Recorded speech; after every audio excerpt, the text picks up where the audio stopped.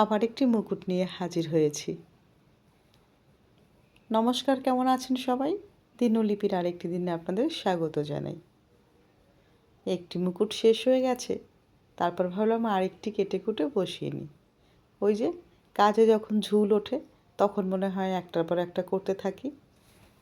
এই যেমন ধরুন না, আমাদের এক একদিন মনে হয় ঘরে সবজি থাকুক আর না থাকুক, রান্না করতে খুব ভালো লাগছে। মনে হয় যত রকমের সবজি আছে সবগুলোই যেন রান্না করে ফেলি। আবার এক একদিন মনে হয় শুধুই যেন সিদ্ধ ভাত খেতে ইচ্ছে করছে, বা রান্নাই করতেই ইচ্ছে করছে না। ঠিক তেমনই আমার এই চালের কাজ করতে এত ভালো লাগছে। হ্যাঁ, সময় লাগছে বটে, কোমর ব্যথা, হাত ব্যথা, চোখ ধরে যাচ্ছে, সবটাই হচ্ছে, কিন্তু অদ্ভুত একটা ভালো লাগাও আছে। আর এই যে আপনারা যেমন আমার এই কাজটা ধৈর্য ধরে দেখছেন, সেটারও প্রয়োজন আছে। আচ্ছা, সব কাজেই ধৈর্য, অধ্যবসায় এসবের বড্ড প্রয়োজন।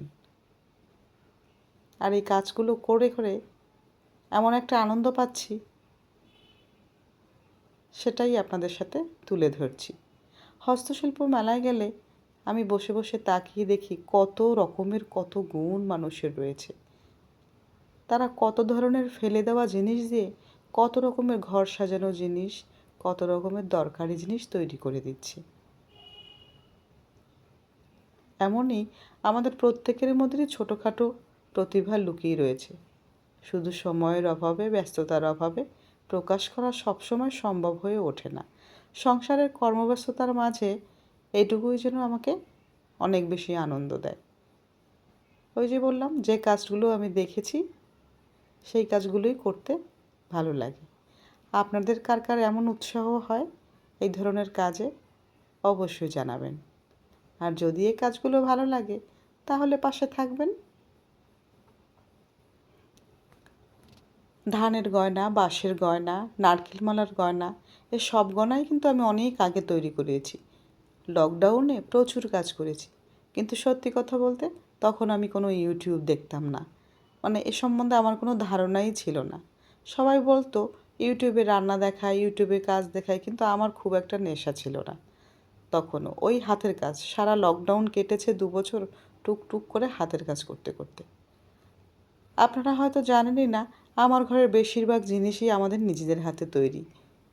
ওই যে নিজেদের হাতে তৈরি দিয়ে ঘর সাজাতে আমার বেশি ভালো লাগে। সে ফার্নিচারই বলুন, কিংবা ওয়ালমেট বলুন, কিংবা অন্যান্য জিনিস, গয়নাগাটিও তাই। তো দেখুন কেমন সুন্দর এবারের ডিজাইনটি করেছি। অনেকগুলো পিকক, মাঝখানে একটি বড় পিকক, আর নিচে রয়েছে কতগুলো ফুল। মসুর ডাল দিয়ে একটু রং দিয়ে ভরে দিয়েছি। তো কেমন হয়েছে আর কোন মুকুটটি আপনাদের বেশি ভালো লেগেছে অবশ্যই জানাবেন।